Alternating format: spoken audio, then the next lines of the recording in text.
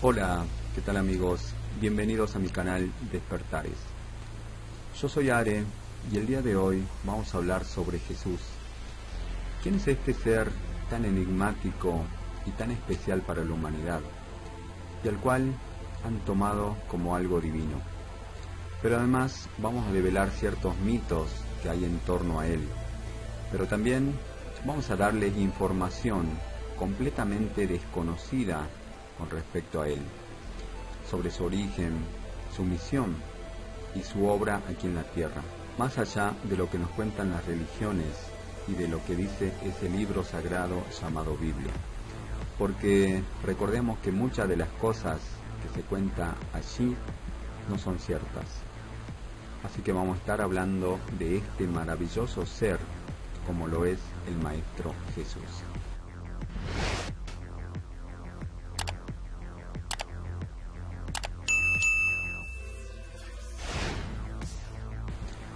Y justamente en estas fechas tan especiales, ¿no?, como lo son las Pascuas para muchas personas del mundo. Para ello tenemos un invitado muy especial.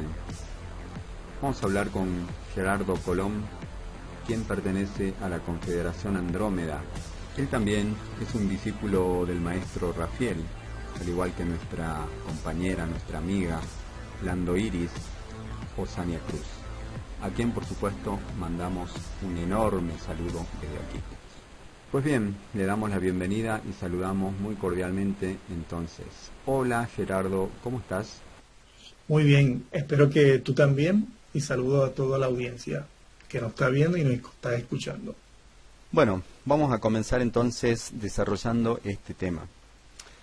A ver, a pesar de que todos lo tienen a Jesús como un ser divino, pero como el Hijo de Dios, omnipotente y por encima de todo, en realidad Él es un ser muy elevado y superior, pero además es un ser que también está en constante evolución, como cualquier otro, como cualquiera de nosotros, obviamente en niveles mucho más superiores, ¿verdad? ¿Qué nos puedes contar al respecto, Gerardo? Sí, en el día de hoy quisiéramos poner en perspectiva a toda la humanidad referente a ese mito de Jesús como maestro, como Dios, y ponerlo desde su inicio como Jesús de Nazaret hasta llegar al punto que está ahora, que en esferas superiores se conoce como Sananda o Samana.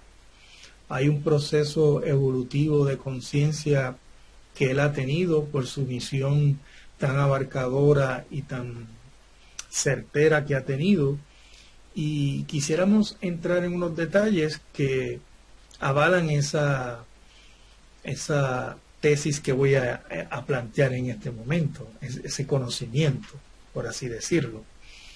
Y me refiero a que cuando él decide entrar a este planeta, él no viola las leyes, él pasa por un vientre y es gestado y parido por su madre, aunque suene un poquito humano esa parte.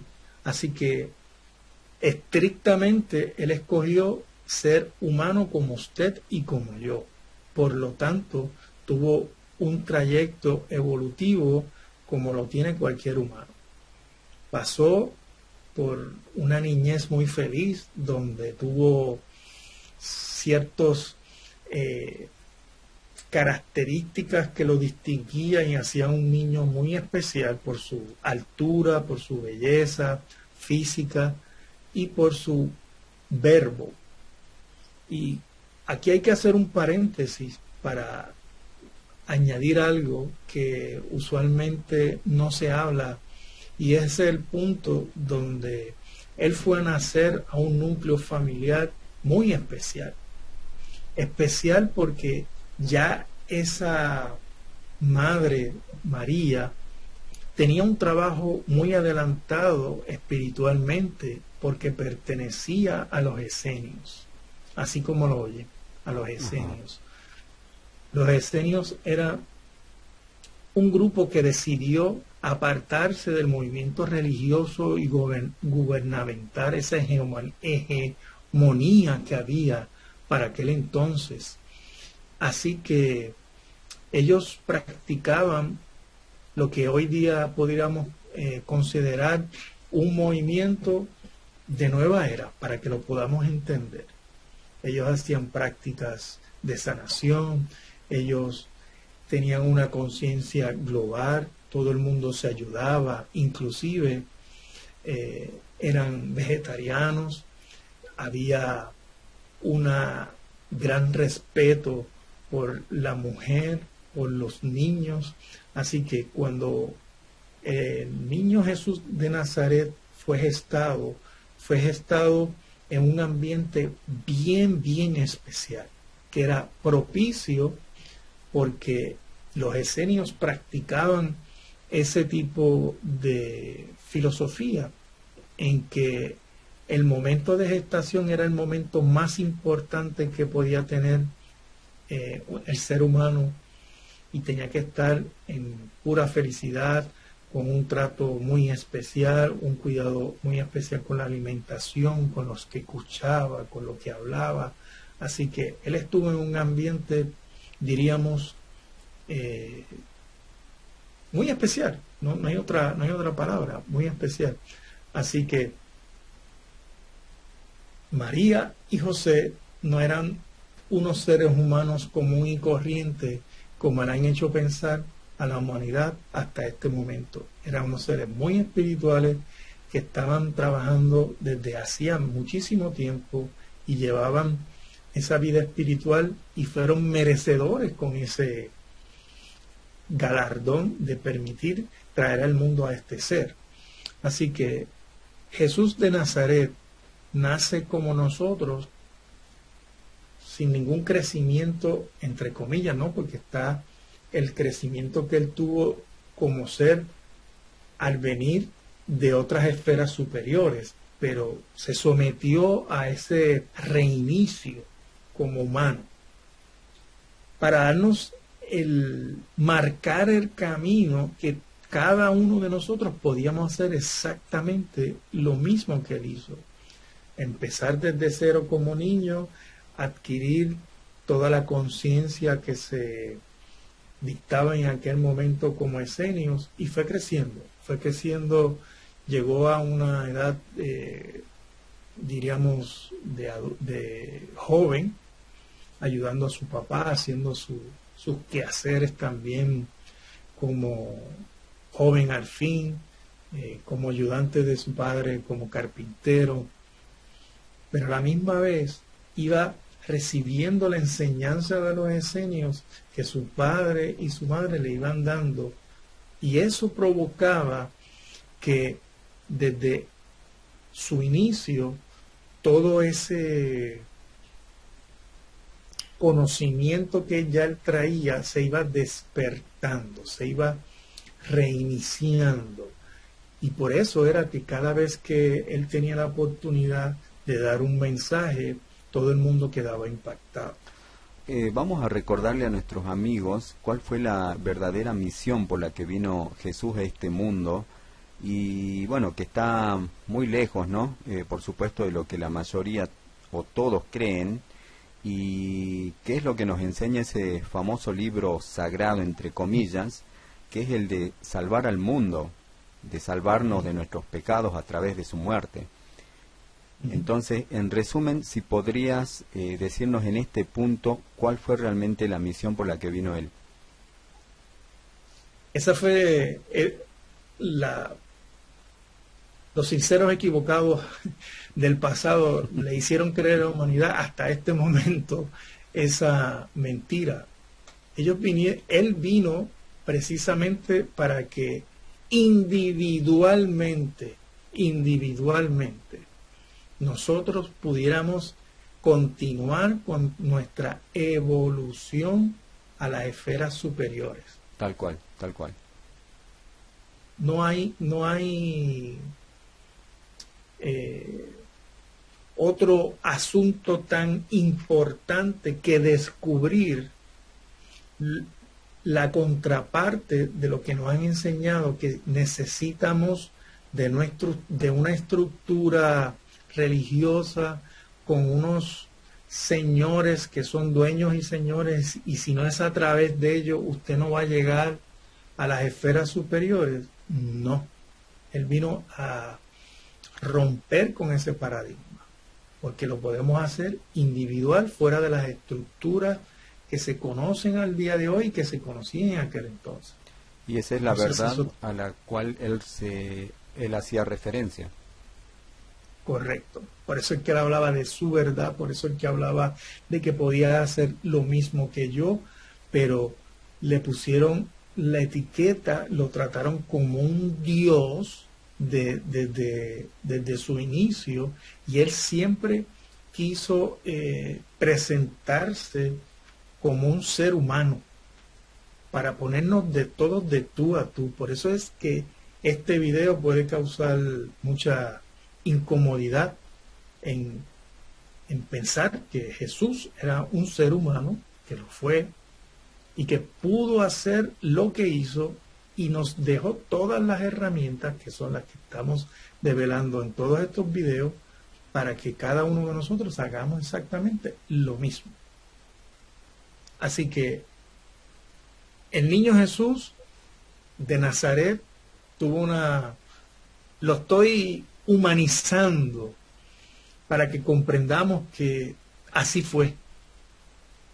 Y él estuvo constantemente insistiendo en esa, aunque tenía esa pequeña edad, hasta que tuvo la edad de joven, en ser una persona normal dentro de la estructura esenia y lo que le iba naciendo, porque sepan ustedes que en todo momento, desde que nació, él fue asistido por los seres superiores, y siempre hubo una serie de naves específicas custodiando a ese ser especial para que pudiera cumplir de principio a fin la misión que le tocaba, porque la misión que le tocaba era muy, muy, muy pesada para cargar. Así que él estuvo siendo asistido para que su cuerpo pudiera resistir todo lo que iba, todos los embates y todas las vicisitudes que tenía aquella época, y también fue asistido con enseñanzas que iba desarrollando. Lo sacaban sin cuerpo y en ocasiones lo sacaban con cuerpo para recibir esas enseñanzas, esos conocimientos de sabiduría. Por eso es que llega un momento que él, como adolescente que tenía una vida normal y tenía una vida pública, fue lacerando las verdades manipuladas que hubo en aquel momento, y entonces tuvieron que empezar la familia a ir a moverse a diferentes lugares, cuidando a que no fueran a hacerle daño tanto a la familia como a él. Así que tuvieron desplazándose por diferentes sitios. Llegó un momento que tuvieron que ir a lo que se conoce como las catacumbas. Las catacumbas sabemos que eran nichos donde se sepultaban, pero la persecución fue a tal grado que tuvieron que desaparecer por un tiempo. Y voy a hacer un paréntesis en el asunto de los esenios, que desde ese entonces hubo una manipulación en donde, como era un conocimiento exclusivo, porque uno tenía que darse el permiso a pertenecer a tal filosofía, empezaron a utilizar la palabra o el concepto de que era algo oculto, asociándolo a lo negativo, lo cual que está lejísimos de la verdad, y es por el hecho de que al ellos no estar preparados, y cuando digo ellos eran tanto los que eran religiosos, los que eran seguidores y los detractores, no estar preparados a escuchar todo ese conocimiento de sabiduría cósmica, porque él incluía conocimientos cósmicos a un nivel muy elemental, tuvieron que retirarlo. Inclusive ellos se tuvieron que retirar también a las catacumbas. Ahí hay un periodo donde Jesús sigue creciendo, ¿ok? Enriqueciendo su interior y su conciencia, y aparece ya como un hombre, y ya le empiezan a llamar el maestro. Y eso sucede porque entonces ya él cumplió toda la preparación previa que tenía que tener para llegar a ser un maestro principiante. Ya ahí entonces ya no le llaman Jesús de Nazaret, ya ahí le llaman el Maestro Jesús. Y eso ocurre porque hubo un grado que él ganó de conciencia, lo que sería el equivalente ahora a ser en estos tiempos un maestro de la luz. Entonces, ahí tenemos que añadir lo siguiente. Seguimos tratando el tema dentro de la perspectiva que a él lo tenían como un Dios desde el principio, y él pasó las mismas vicisitudes, como dije anteriormente, como cualquier ser humano. Un maestro principiante todavía tiene debilidades humanas.